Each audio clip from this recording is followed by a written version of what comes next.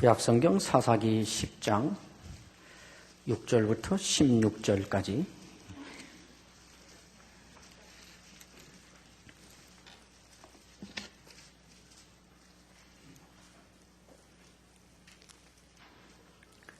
이스라엘 자손이 다시 여호와의 목전에 악을 행하여 바알들과 아스타롯과 아람의 신들과 시돈의 신들과 모압의 신들과 암몬 자손의 신들과 블레셋 사람들의 신들을 섬기고 여호와를 버리고 그를 섬기지 아니하므로 여호와께서 이스라엘에게 진노하사 블레셋 사람들의 손과 암몬 자손의 손에 그들을 파심해 그 해에 그들이 요단강 저쪽 길르앗에 있는 아모리 족속의 땅에 있는 모든 이스라엘 자손을 쳤으며 18해 동안 억압하였더라. 암몬 자손이 또 요단을 건너서 유다와 베냐민과 에브라임 족속과 싸움으로 이스라엘의 곤고가 심하였더라. 이스라엘 자손이 여호와께 부르짖어 이르되 우리가 우리 하나님을 버리고 바알들을 섬김으로 주께 범죄하였나이다 하니 여호와께서 이스라엘 자손에게 이르시되 내가 애굽 사람과 아모리 사람과 암몬 자손과 블레셋 사람에게서 너희를 구원하지 아니하였느냐? 또 시돈 사람과 아말렉 사람과 마온 사람이 너희를 압제할 때에 너희가 내게 부르짖음으로 내가 너희를 그들의 손에서 구원하였거늘 너희가 나를 버리고 다른 신들을 섬기니 그러므로 내가 다시는 너희를 구원하지 아니하리라. 가서 너희가 택한 신들에게 부르짖어 너희의 환난 때에 그들이 너희를 구원하게 하라 하신지라. 이스라엘 자손이 여호와께 여쭈되 우리가 범죄하였사오니 주께서 보시기에 좋은 대로 우리에게 행하시려니와 오직 주께 구하옵나니 오늘 우리를 건져내옵소서 하고 자기 가운데에서 이방신들을 제하여 버리고 여호와를 섬김에 여호와께서 이스라엘의 곤고로 말미암아 마음에 근심하시니라. 아멘. 하나님께서 430년 동안 애굽에서 막노동을 하며 압제당하며 사는 이스라엘 백성을 찾아오셔서 드디어 그들을 애굽으로부터 건져내실 때에는 하나님의 매우 독특하고 또 원대한 계획이 있으셔서 그랬습니다. 광야로 끌어내셔서 하나님께서 너는 내 백성이 되고 나는 너희 하나님이 되리라.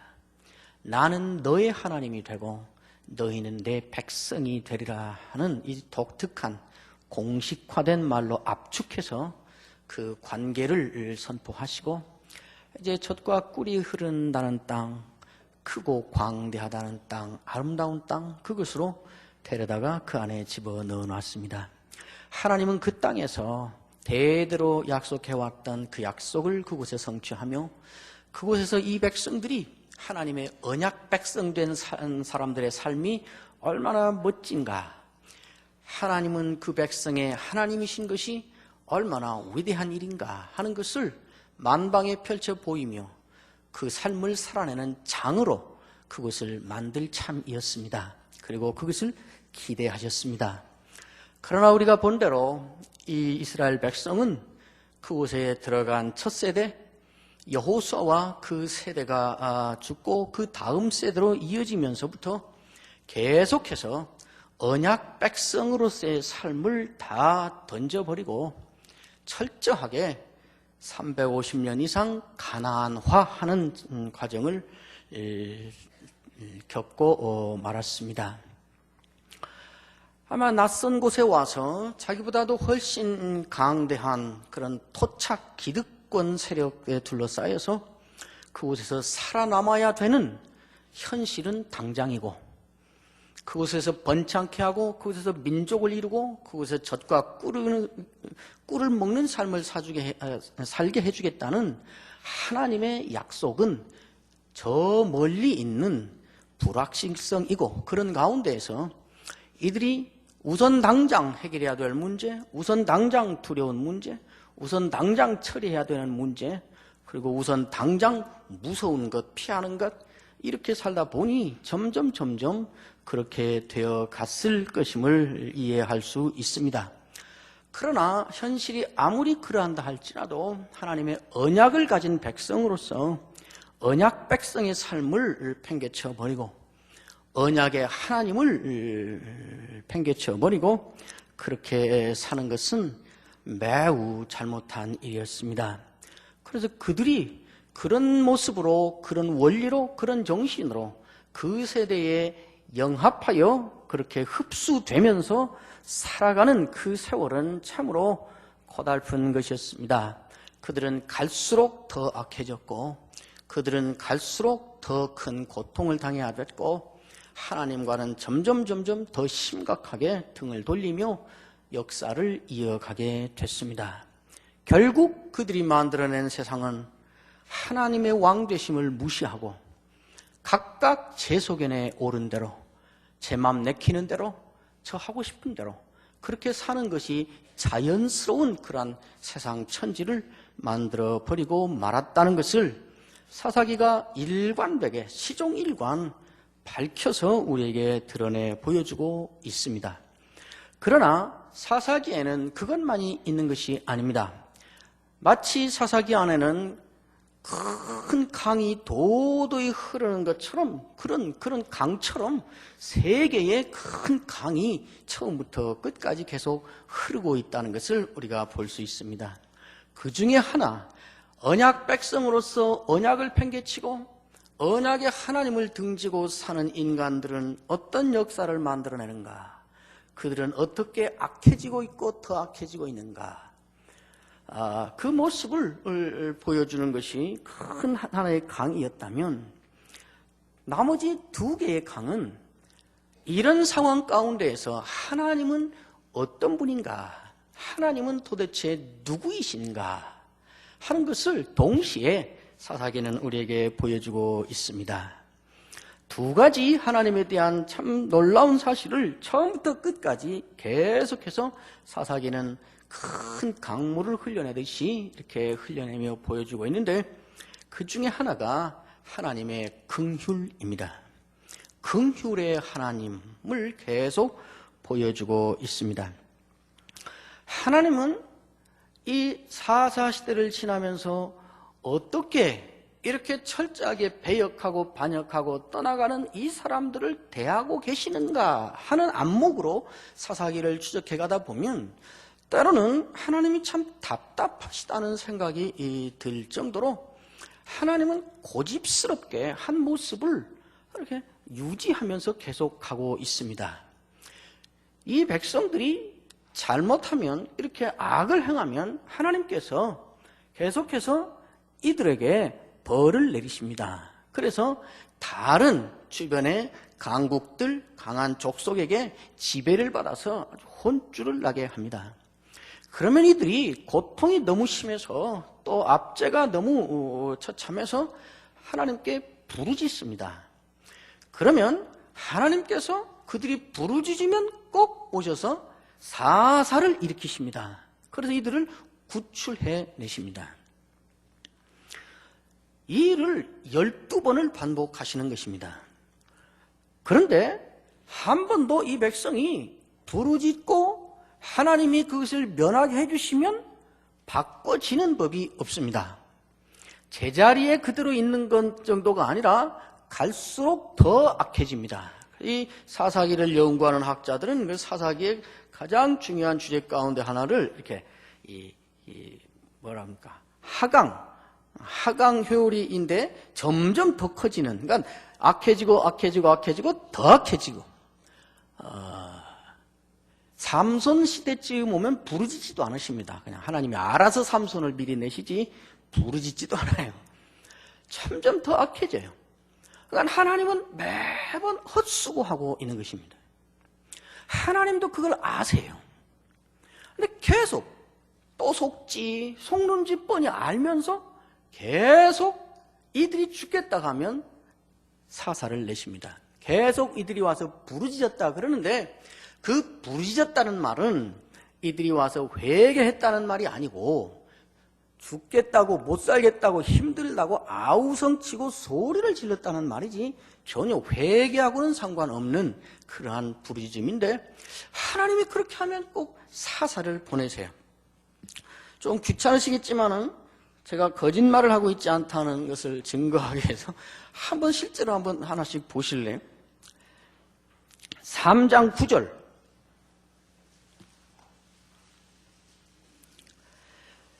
이스라엘 자손이 여호와께 부르짖으니 여호와께서 이스라엘 자손을 위하여 한 구원자를 세워 그들을 구원하게 하셨다. 이것이 온니엘입니다.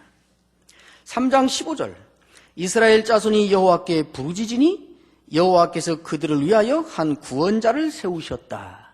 이것이 에훗입니다.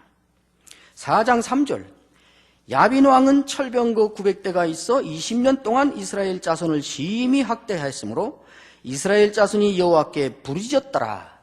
그래서 하나님이 일으켜 세운 사사가 드보라입니다.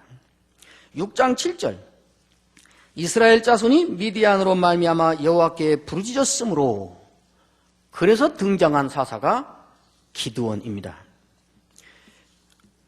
7장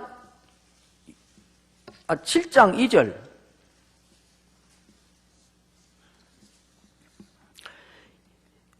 (7장 2절을) 보시면 여호와께서 기드온에게 이르시되 너를 따르는 백성이 너무 많은즉 내가 그들의 손이 미디안 사람을 넘겨주지 아니하리니 이는 이스라엘이 나를 거스려 스스로 장하길 내 손이 나를 구원하였다 할까 함이라. 하나님이 매우 염려하시면서 그러나 여전히 일을 하시는데 이스라엘 백성을 구원할 방도를 이 사람을 통해서 일으켜 만들어내시고 계십니다. 계속해서 보시면 이것이 반복됩니다. 그리고 부르짖었더니 사사를 일으켜서 저들을 구원했다. 그리고 지난주에 보았지만은 그 사사가 20년 사사하고 죽었다. 그러면 바로 이어지는 다음 절은 이스라엘이 다시 여호와께 악을 행했다. 그 다음에 또 사사 죽으면 이스라엘이 또 여호와께 악을 행했다. 악을 행하면 하나님은 그들을 누구에게 파시고 누구에게 넘기시고 그러면은 그들은 압제를 견디지 못해서 하나님께 와서 다시 부르짖고 그렇게 합니다. 오늘 우리가 읽은 이 사사기 10장의 말씀도 그런 과정 중에 한 말씀이지요. 이 말씀은 매우 외형적으로 언뜻 보면 다른 때와 달리 이스라엘이 드디어 회개를 하는 것처럼 보입니다. 여기에만 유난히 나오는 말인데 이스라엘 6절에 보면 이스라엘 자손이 다시 여호와의 목전에 악을 행하여 바알들과 아스타롯과 아람의 신들과 그 7개 신을 동시에 섬깁니다. 여호와께서 이스라엘에게 진노하셔서 블레셋 사람들의 손과 암몬 자손의 손에 그들을 파셨다. 그랬었더니 그들이 18세 18년 동안을 억압하였고 또 그들의 곤고가 심하였다. 그리고 10절입니다. 이스라엘 자손이 여호와께 부르짖어 이르되 우리가 우리 하나님을 버리고 바알들을 섬김으로 주께 범죄하였나이다. 아니 여호와께서 이스라엘 자손에게 이르시되 내가 애굽 사람과 아모리 사람과 암몬 자손과 블레셋 사람에게서 너희를 구원하지 아니하였느냐? 또 시돈 사람과 아말렉 사람과 мя온 사람이 너희를 압제할 때에 너희가 내게 부르짖음으로 내가 너희를 그들의 손에서 구원하였거늘 너희가 나를 버리고 다른 신들을 섬기니 그러므로 내가 다시는 너희를 구원하지 아니하리라. 가서 너희가 택한 신들에게 부르짖어 너희의 환난 때에 그들이 너희를 구원하게 하라 하신지라. 이스라엘 자손이 여호와께 여쭈되 우리가 범죄하였사오니 주께서 보시기에 좋은 대로 우리에 행하시려니와 오직 주께 구하옵나니 오늘 우리를 건져내옵소서 하고 이방 신들을 제하여 버리고 여호와를 섬겼다. 이렇게 말하고 있습니다. 처음으로 그리고 유일하게 이들이 부르짖었다는 말만이 아니라 이들이 한 행동과 한 말을 구체적으로 자세하게 써놓은 대목입니다. 사사 입다를 내세우기 직전에 일어난 일이지요. 얼른 보면 참 이상합니다. 이들이 와서 회개하는 것처럼 이렇게 말하는데 하나님이 그것을 거부하십니다. 그걸 듣지 않으세요. 그리고는 심지어 하나님이 빈정대듯이 너희들 이 신 섬기고 저 신 섬기고 다 그랬잖아. 가서 걔들 보고 도와달라고 그래. 걔들 보고 구원해달라고 그래. 왜 나한테 와서 그래? 그렇게 하고 거부합니다. 그러니까 이들이 계속 또 매달려서 살려달라고 이렇게 몸짓을 취합니다. 하나님은 왜 이들에게 이렇게 하시는가? 이것이 이들이 진정으로 하나님께 내어놓는 회개가 아니어서 그렇습니다. 회개로 인정하지 않는 것입니다. 말하자면 이런 식이지요. 이거 해보고 저거 해보고 다 안 되는데 지금 상황은 급하고 다 죽게 됐으니까 그냥 아무거나 불러보는 것입니다. 그냥 이것도 불러보고 용왕님, 산신령님, 산님 다 불러보고 하여튼 이거 너무 급하니까 압제가 너무 심하고 너무 상황이 힘드니까 하여튼 이것은 면하자. 이것을 어떻게 피해보자. 그래서 하나님 앞에 와서 그러는 것입니다. 하나님 그러니까 걔한테 해달라. 너 걔들 섬겼잖아. 걔들한테 가서 너 구해달라고 그래. 그리고 하나님이 시큰둥하고 그것을 받아들이지를 않습니다. 그러니까 이들은 계속 매달리고 있지요. 회개하고 있는 것이 아니라 하나님이 다 알고 있습니다. 내가 그렇게 해주면 너희들은 일단 문제가 해결되고 나면 다시 또 나를 언제였냐 하듯이 다시 버려버릴 존재들이다. 내가 그것을 한두 번 당했느냐 이런 식이에요. 다 알고 있다는 거지 하나님이. 그래서 그들을 들어주지 않습니다. 그런데 16절에 보면 자기 가운데서 이방신들을 제하여버리고 여호와를 섬기매 여호와께서 이스라엘의 곤고로 말미암아 마음에 근심하니라 그럽니다. 하나님께서 마음에 근심을 하십니다. 그리고 우리가 알듯이 이제 입다라는 사사를 이제 일으켜 세우시는데 하나님이 여기서 마음에 근심이 생긴 이유는 무엇인가? 하나님이 입다를 내는 또 다시 일으키는 이유가 무엇인가? 이들이 이렇게 말했기 때문이 아니고 이들이 이런 몸짓을 취했기 때문이 아닙니다. 하나님은 왜 근심하시는가? 거기 있는 대로 이들의 회개로 말미암아 하나님이 마음에 근심하셨다 하지 않고 이들이 한 행동을 보고 하나님께서 마음을 돌이켰다 하시지 않고 16절은 말하기를 이스라엘의 곤고로 말미암아 마음에 근심이 생기셨다고 말합니다. 하나님은 이스라엘이 당하는 그 고통 때문에 이스라엘이 당하는 그 괴로움 때문에 마음이 근심이 생기셨다고 말하고 있는 것입니다. 그러니까 저들이 매번 부르짖는데 그것이 거짓이고 이번에 해결해주면 도로 제자리로 갈 것이고 이번에 처리해주면 도로 언제였냐는 듯이 다시 원점으로 가서 또 배반할 거고 그럴 줄을 뻔히 알면서 심지어는 회개의 몸짓까지 외형까지 취하면서 이렇게 하고 있지만은 사실은 그것도 다급해서 내놓는 또 하나의 임시 방편이고 이 문제 해결되면 또다시 돌아갈 것이라는 것을 뻔히 알면서도 계속 이렇게 하고 있다 그 말입니다. 그렇게 하는 이유가 무엇인가? 하나님이 어리숙해서 저들에게 깜빡 속아서 그렇게 하고 있는 것이 아니고 하나님이 혹시나 이번에는 돌이킬까 하는 일말의 기대를 가지고 그렇게 하는 것이 아니고 한마디로 하면 저들이 고생하는 것이 저들이 저렇게 고통당하며 신음소리를 내고 아파하고 괴로워하는 것이 불쌍해서 그랬다는 것입니다. 저들이 너무 딱해서 하나님이 계속 속는 줄 알면서도 저들이 변하지 않을 거라는 것을 알면서도 계속 그래 오셨다고 말하고 있는 것입니다. 사사기는 끝까지 하나님을 이렇게 우리에게 내세워 제시하고 있습니다. 무엇을 말하고자 하는 것인가? 하나님은 왜 이렇게 바보 같은 짓을 하고 있는 것인가? 저들만큼도 머리가 안 돌아가시는 것인가? 그렇게 사람을 파악을 못하시는 것인가? 그것이 아니고 저들이 불쌍해서 그렇다고 말씀하는 것입니다. 이것이 하나님의 긍휼입니다.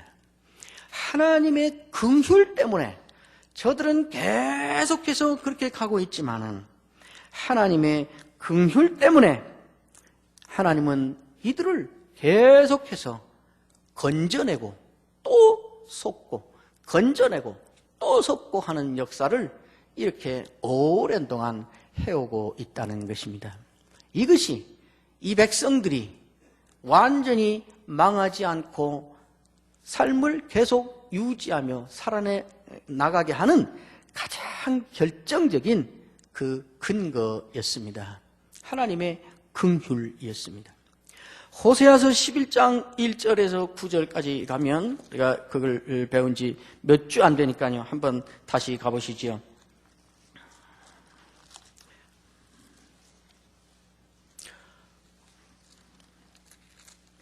호세아서 11장 1절에 9절 가면 하나님의 이 긍휼이 얼마나 지독한가 하는 것을 우리에게 말씀해 주고 있습니다.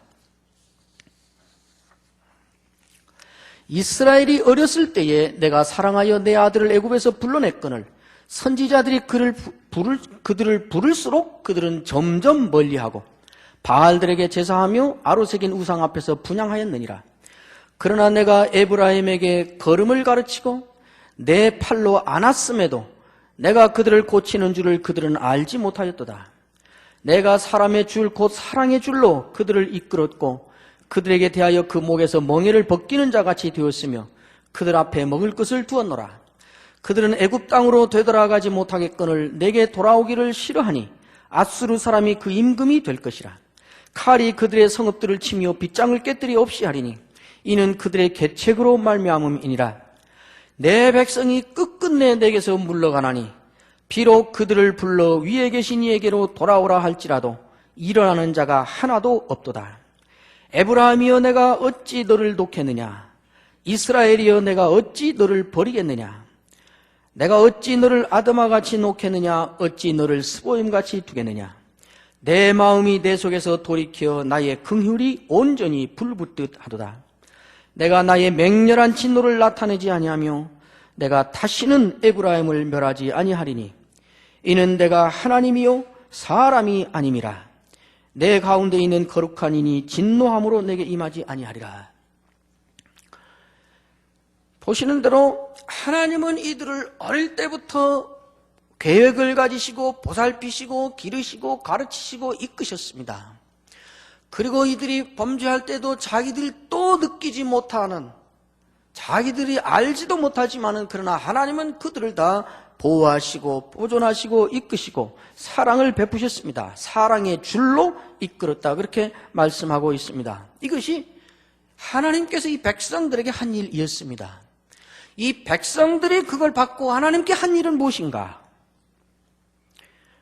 계속 하나님을 알아보지 못하고 5절에 있는 대로 하나님께로 돌아오기를 싫어하고 7절에 있는 대로 계속해서 끝끝내 하나님께서 물러가는 일을, 하나님을 점점 더 멀리 가는 일을 했습니다.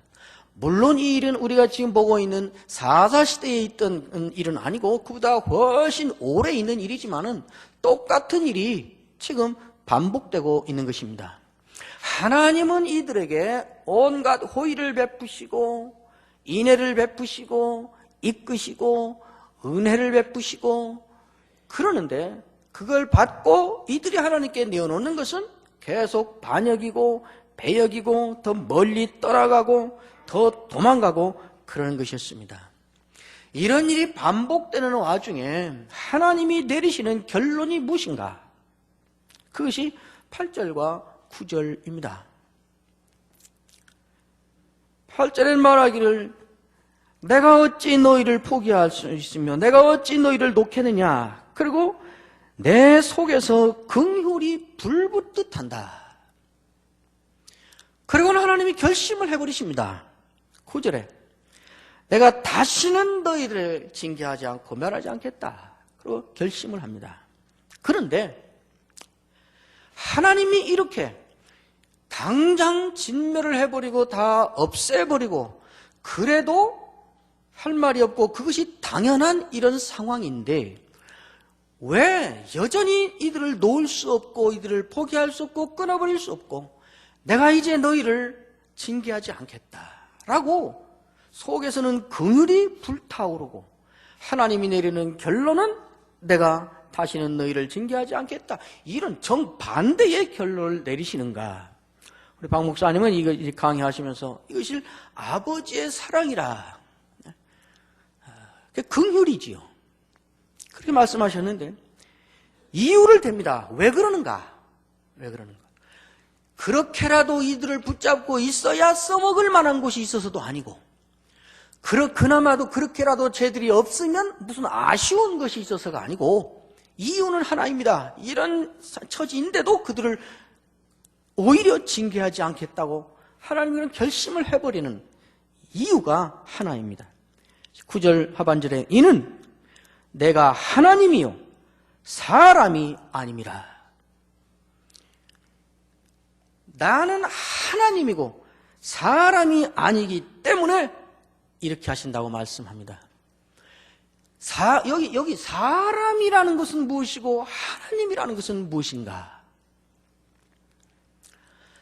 나는 사람이 아니라는 말은 나는 상대방이 나에게 어떻게 하는가에 따라서 내가 어떻게 반응할 건가를 결정하는 존재가 아니고, 나의 처신이, 나의 행동이 상대방의 나에 대한 행동에 얽매이거나 영향을 받는 자가 아니고, 나는 상대방이 내게 어떻게 하든지 간에 나의 나됨대로 나는 가는 존재이기 때문에 그렇다, 이렇게 말하고 있습니다. 이 하나님이기 때문에 그런다라는 말에 담겨있는 그 핵심이, 하나님이심이라는 것의 핵심이 그 마음에서 불타오른다는 긍휼을 말하고 있는 것입니다. 이 말씀을 마태복음 5장에 가시면 좀 더 구체적으로 우리에게 말씀하고 있습니다. 마태복음 5장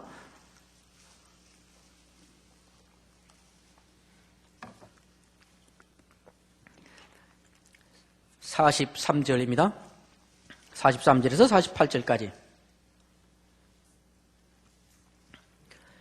또 내 이웃을 사랑하고 내 원수를 미워하라 하였다는 것을 너희가 들었으나 나는 너희에게 이르노니 너희 원수를 사랑하며 너희를 박해하는 자를 위하여 기도하라. 이같이 한즉 하늘에 계신 너희 아버지의 아들이 되리니 이는 하나님이 그 해를 악인과 선인에게 비추시며 비를 의로운 자와 불의한 자에게 내려주심이라. 너희가 너희를 사랑하는 자를 사랑하면 무슨 상이 있으리요? 세리도 이와 같이 아니하느냐? 또 너희가 너희 형제에게만 무난하면 남보다 더하는 것이 무엇이냐? 이방인들도 이같이 아니하느냐? 그러므로 하늘에 계신 너희 아버지의 온전하심과 같이 너희도 온전하라. 이 결론은 하늘에 계신 너희 아버지의 온전하심과 같이 너희도 온전하라 하시는 말씀인데, 그 앞에서 이웃을 사랑하라 하는 말씀을 하셨습니다. 그러면서 너희가 너에게 잘해주는 사람이니까 잘해주고, 너를 알아주는 사람이니까 너도 그를 알아주는 정도라면은 그 정도를 위해서 굳이 하나님의 아들이 될 필요는 없다. 그것은 하나님의 아들이 전혀 아닌 이방인들도 그 정도는 다 한다. 그러면서 하나님을 말합니다. 하나님은 자기에게 자기 말을 안 듣고 악을 행한 애들이라고 그래서 빚을 안 주고, 너희들 인마 빚 안 줘. 그러니까 너희들은 빚 없이 살고 너희들만 빚 줄게. 그리고 너희들은 빚 안 줘. 그러니까 너희들은 빚 없어. 그리고 걔들만 쏙 빼고 그 주위에는 다 빚 주고. 그런 적이 있느냐? 하나님은 그러지 않다는 것입니다. 하나님의 온전하심과 같이 너희도 온전하라 할 때 이 하나님의 온전하심이라는 것은 무엇을 가지고 말하는가? 이걸 말하고 있습니다. 하나님은 그 사람이 자기에게 어떻게 하는가에 하나님이 하실 행동을 영향받지 않는다는 것입니다. 그냥 하나님의 하나님이신 대로 간다는 것입니다. 그것을 하나님의 온전함이라 그랬습니다. 그러니까 너희도 너희에게 잘해주는 사람인가 안 해주는가, 너에게 무엇을 사줬는가, 너에게 무슨 말을 했는가와 상관없이 하나님의 아들이니까 하고 그냥 거기서 영향받음이 없이 하나님의 아들처럼 한다면 네가 하나님이 되고 있다고 말하는 것입니다. 하나님이 네가 지금 되고 있는 거라고 그렇게 말씀하고 있는 것입니다. 이것이 무엇입니까? 하나님의 긍휼을 말하고 있는 것입니다.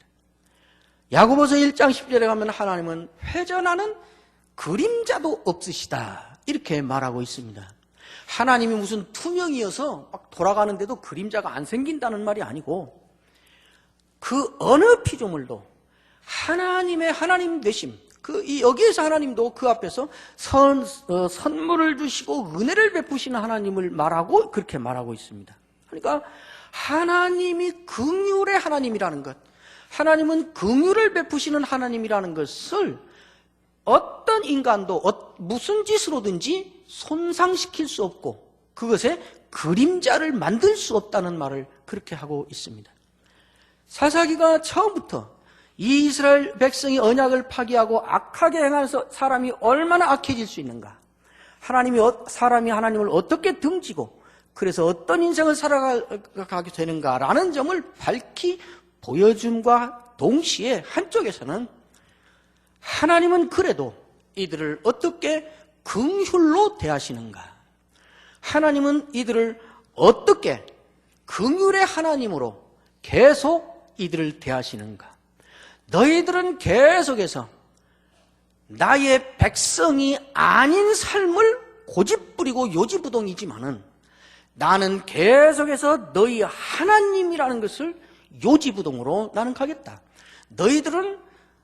너희는 내 백성이요 나는 너희 하나님이라 라는 이 언약관계 아래서 너희들은 계속 그걸 깨뜨려버리고 하나님의 백성이 아닌 삶을 계속 살고 있지만은 그대로 살 테면 살아라. 나는 그래도 여전히 너희의 하나님으로서 계속 살아가겠다. 나는 여전히 너희의 하나님으로 계속 너희를 대하겠다 하고 고집을 부리고 요지부동으로 있는 것입니다. 이것이 하나님의 긍휼입니다. 우리가 이 하나님의 긍휼 때문에 살고 있다고 말씀하고 있는 것입니다. 하나님이 우리의 처지를 너무 불쌍하게 여겨주셔서 당연히 하실 일이지만은 그것을 하지 않고 우리를 구원해 주시는 그 긍휼 때문에 우리가 살고 있다고 말씀합니다. 하나님은 긍휼의 하나님이십니다. 하나님의 이 긍휼하심 때문에 우리는 하나님께로 언제라도 돌아가기도 하고 하나님께 매어달리기도 하는 것입니다. 이것이 이제 우리가 룻기를 보면 알겠습니다만은 룻기에 매우 중요한 주제가 되고 있습니다. 또 하나의 주제는 큰 강물, 두 번째 하나님에 대한 강물 하나는 하나님이 역사의 주인이시다 하는 것입니다. 다시 보시면 매번 하나님께서 이렇게 하고 있다는 것을 일관되게 아주 고집스럽게 사사기는 계속 밝히고 있습니다. 1장 4절에 보면 유다가 올라가며 여호와께서 가나안 사람과 브리스 사람을 그들의 손에 붙이셨다. 그래서 그들이 베색에서 1만 명을 죽였다. 1장 19절 상반절에도 여호와께서 유다와 함께 계셨으므로 그가 산지 주민을 쫓아내었다. 2장 14절에도 여호와께서 이스라엘에게 진노하사 노략하는 자의 손에 넘겨주었다. 모든 대적의 손에 팔아 넘기셨다. 3장 8절에도 여호와께서 구산 리사다임의 손에 파셨으므로 이스라엘 자손이 구산 리사다임을 8년 동안 섬겼다. 3장 10절에는 여호와께서 메소포타미아 왕 구산 리사다임을 사사 온니엘의 손에 넘겨주심에 온니엘의 손이 구산 리사다임을 이겼다. 3장 12절에도 이스라엘 자손이 여호와의 목전에 악을 행함으로 여호와께서 모압 왕 에글론을 강성하게 하셨다. 4장 2절에도 여호와께서 하솔에서 통치하는 가나안 왕 야빈의 손에 그들을 파셨다. 4장 23절에 이와 같이 이날에 하나님이 가나안 왕 야빈을 이스라엘 자손 앞에 굴복하게 하셨다. 계속해서 하나님이 이스라엘이 가나안을 이길 때도 4장 2절에 보면 여호와께서 야빈의 손에 이스라엘을 팔았다. 그래서 야빈이 이겼습니다. 23절에 보면 하나님이 이스라엘 자손에게 야빈을 팔았다. 그래서 이스라엘이 이깁니다. 그러니까 이스라엘이 이길 때도 하나님이 그를 이기게 해주셔서 이겼고, 다른 족속이 이스라엘을 이길 때도 여호와께서 그들을 이들에게 넘기셔서, 이들에게 팔아셔서 그렇게 됐다고 끝까지 계속 말씀하고 있습니다. 기드온 사건에 가서는 하나님이 했다는 것을 혹시라도 오해할 수 있는 여지를 없애기 위해서 숫자를 최소한으로 줄여버리는 그런 장치까지 만드시면서 그렇게 하십니다. 사사기가 우리에게 보여주는 것은 계속해서 하나님이 역사하고 있다. 겉으로는 쟤들이 힘이 세서 얘를 이긴 것 같고, 겉으로는 얘가 강하고 전술이 뛰어나서 얘를 이긴 것 같지만은, 표면에 그렇게 나타난 그 뒤에는 하나님이 그렇게 결정하셔서 된 일이라고 계속 처음부터 끝까지 그 사실을 밝히고 있습니다. 하나님이 주권적으로 개입해서 일어난 일이다. 하나님이 절대 주권을 가지고 그 주권대로 역사하셔서 그 역사가 이렇게 진행되고 있다 하는 것을 말씀하고 있습니다. 역사는 하나님의 계획에 따라 하나님이 원하시는 대로 반드시 진행되게 되어 있다는 선언을 이렇게 하고 있습니다. 하나님이 역사를 주관하고 하나님이 역사를 다스리며 이끌고 계신다는 이 사실과, 하나님은 긍휼의 하나님이시요 긍휼을 베푸시는 분이라는 이 두 사실이 기가 막히게 이게 엉키고 하나로 융합이 되므로 여기에서 놀라운 사건이 계속 일어나고 있는 것입니다. 하나님이 역사를 주관하고 다스리고 있다는, 하나님이 주권적으로 역사에 개입하시고 간섭하시고 이끌고 가시고 있다는 이 사실이, 하나님이 이런 지경인데도 그것을 다 받아들이시고 구원하시는 긍휼을 베푸신다는 하나님의 그 긍휼이 단순히 아무렇게나 해도 괜찮고 무슨 짓을 하든지 다 받아주는 방종이나 그저 내 방치하는 것이나 버려두는 그런 긍휼이 안 되도록 하는 것이 하나님의 이 주권적인 역사 개입입니다. 하나님이 긍휼의 하나님이라는 이 사실이, 하나님이 절대 주권을 가지고 행하시는 그 주권의 행사가 횡포나 포행이 아닌 사랑의 주권 행사라는 보장을 하고 있는 것입니다.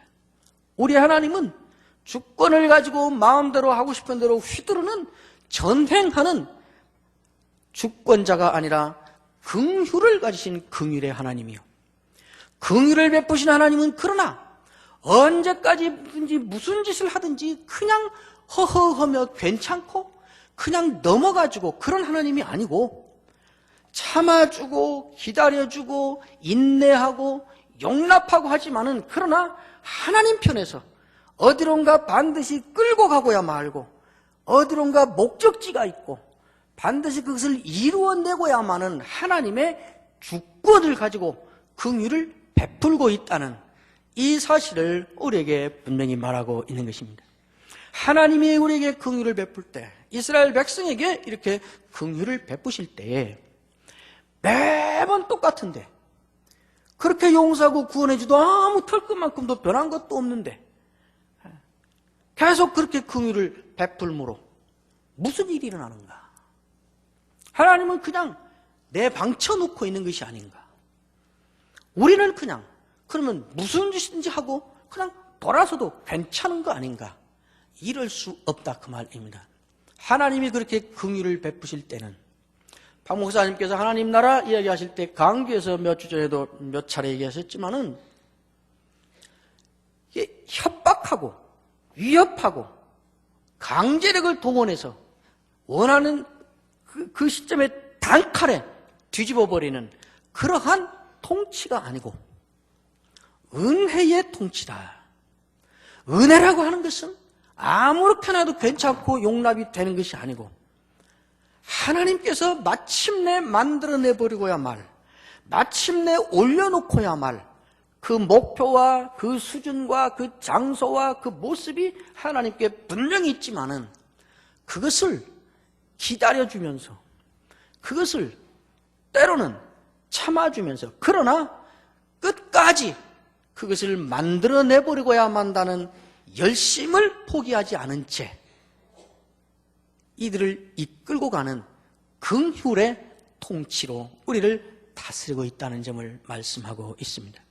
이스라엘 백성은 하나님이 계속 용납할 것입니다. 이후에 왕국이 생기고 결국 말 안 듣고 계속 멀리 가고 가서 그러다가 그들은 결국 나라가 바벨론에게 멸망당하기도 할 것입니다. 그러나 하나님께서 그런 멸망의 과정을 통과하면서까지라도 결국은 이들을 하나님의 언약 백성다운 족속으로 하나님의 의도하셨던 언약 백성의 모습으로 결국은 이루어내고야만은 주권의 행사를 포기하지 않으시고 이들에게 긍휼로 대하고 있다는 말씀입니다. 이것을 우리는 룻기에 가서도 더 분명하게 볼 수 있게 될 것입니다. 이런 하나님의 긍휼이 우리를 붙잡고 있습니다. 이런 분명한 의도를 가지고 끝끝내 그것을 이루고야 말 고집과 열심을 가지고 계시는 이 하나님이 우리의 왕이신 것입니다. 그러므로 하나님을 왕으로 이제 인정하고 모시고 그 왕의 그 백성답게 살기로 작정하는 우리의 모습이 있기를 원하고 있는 것입니다. 하나님을 왕으로 모시고 사는 것은 사실은 그렇게 어려운 일 아닙니다. 많은 사람들이 이런 세대에 모두가 이렇게 사는데 하나님을 왕으로 모시고 하나님의 백성다운 삶을 사는 것은 이 시대에는 너무 어렵다고 그렇게 말합니다. 그것은 거의 불가능하다고 말하면서 자꾸 가나안화되는 길을 택해서 가고 있습니다. 그러나 하나님을 왕으로 모시고 사는 것, 하나님을 왕으로 모시고는 사는 백성으로 사는 것은 그렇게 불가능한 것도 아니고 그렇게 어려운 것도 아닙니다. 하나님을 왕으로 모시고 사는 것은 여러 면에 있어서 때때로 우리를 너무 행복하게 합니다. 그리고 우리를 너무 여유 있게 만들기도 합니다. 가정에서도 그렇고 사회에서도 그렇습니다. 특별히 가정에서 하나님을 왕으로 모시고 사는 가정을 이루어가며 산다는 것은 너무나 멋지고 재미있습니다. 저는 자라면서 최근까지도 모태신앙으로 태어나 자라면서 신앙으로 살려고 애쓰는 부모 밑에서 자란다는 것이 얼마나 복된가 그런 생각을 평생 하면서 살았습니다. 4, 5년 전부터는 아니 신앙으로 사는 자식을 키우는 부모로 산다는 것이 얼마나 복된가 이런 생각을 조금씩 하게 됐습니다. 가만히 해보니까요. 자녀와 부모가 어떤 문제로 극한 대립을 하게 됐을 때 하나님을 왕으로 모시고 사는 가정에서는 자식과 부모가 싸움은 하지만은 끝장내는 데까지는 갈 수가 없어요. 가지를 않더라고요. 왜냐하면 다 알아요. 아버지는 저도 한 4, 5년 전에 우리 아이하고 한 번 싸움을 해봤는데요. 평생 아니고 한 번 했어요. 내가 볼 때, 내가 인생의 선배로 볼 때, 목회자로 볼 때, 나이 든 사람으로 볼 때 분명히 그건 잘못이에요. 우리 아이는. 그건 엄청 고생하는 길로 가는 것이고 잘못된 길이에요. 근데 자기가 그 세대의 가치관으로 볼 때는 자기가 맞다는 거예요. 내가 볼 때 너는 위험한 세대고 우리 아이가 나를 볼 때는 저건 끝난 세대예요. 말이 안 통하는 세대예요. 그 대립을 해요. 1년 이상 대립을 하고 다투고 싸우고 다투고 말싸움하고 그러는데 둘 다 마지막 말은 못해요. 왜냐하면 이게 좀 뒤가 결리는 게 있어요. 우리 위에 이 상급심인데 우리 이게 지방법원 아니면 고등법원인 거예요. 근데 대법원이 있단 말이죠. 이 하나님도 이렇게 생각할까? 하나님 생각에는 내가 틀릴 수도 있는데 나도 그 생각을 하고 쟤도 그 생각을 해요. 그러니까 끝까지 내가 맞다고 우겨서 갈라설 수는 없어요. 둘 다 우리는 하나님을, 여러분 가정도 그렇잖아요. 하나님을 왕으로 모시고 산다 하니까 내 의견이 최종이 아니고 마지막 최종 결정을 하는 높은 분이 또 있다, 내 위에 따로 있다 하니까 그것 가지고 너는 내 자식 아니야, 당신은 내 엄마 아니야, 내 아빠 아니야, 나 나갈래, 이럴 수가 없어요. 하나님을 왕으로 모시고 사는 가정에 놀라운 복이겠다 그런 생각이 들었습니다. 자식을 키우는데도 하나님을 왕으로 모시고 사는 가정의 부모는 여유가 있습니다. 막 다퉈요. 말을 안 들어요. 마지막에 갈라서지 않고 마지막 카드가 있어요. 혼자서 아들하고 문제를 스스로 해결하는 거지요. 딸하고 문제를 스스로 해결하세요.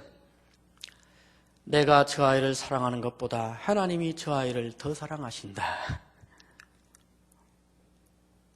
하나님은 왕이니까. 저 아이도 하나님의 백성이고 하나님이 저 아이의 왕이시기도 하니까. 그 여유가 생겨요. 자녀의 갈등에서. 아이가 심히 어려운 그런 일을 당하고 있을 때 대책이 없잖아요. 그럴 때 그래. 예, 너는 알지? 네가 너를 사랑하는 것보다 하나님이 너를 더 사랑하신다는 거 알지? 그럼 매우 놀라운 위로가 될 수 있습니다.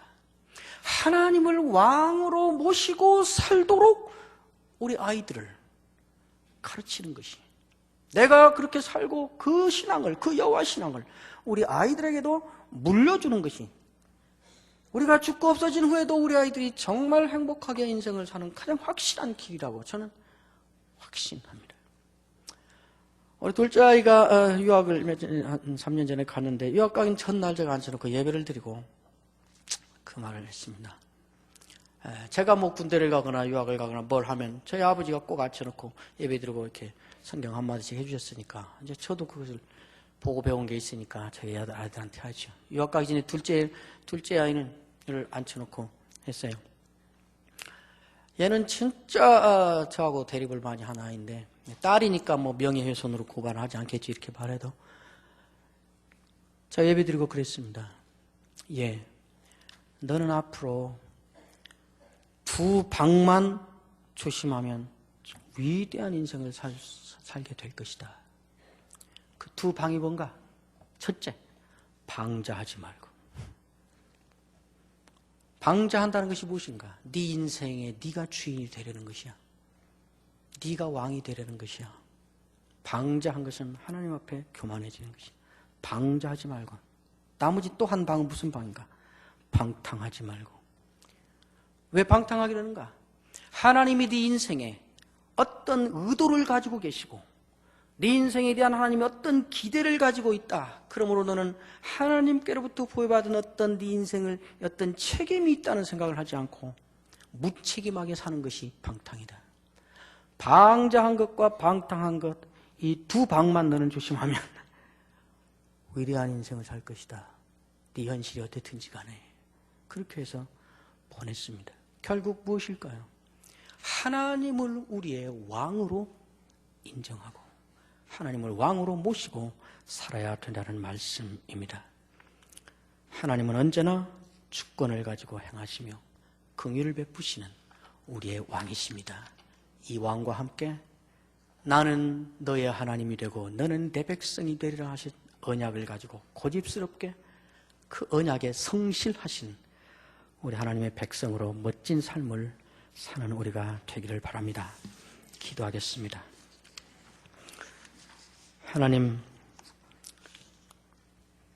하나님이 우리의 왕이십니다. 현실은 언제나 눈앞에 있고 하나님의 언약은 저만치 멀리 있어서 우리는 자주자주 하나님을 제껴놓고 우선 현실의 문제를 해결해 줄 다른 신들을 쫓아가곤 합니다.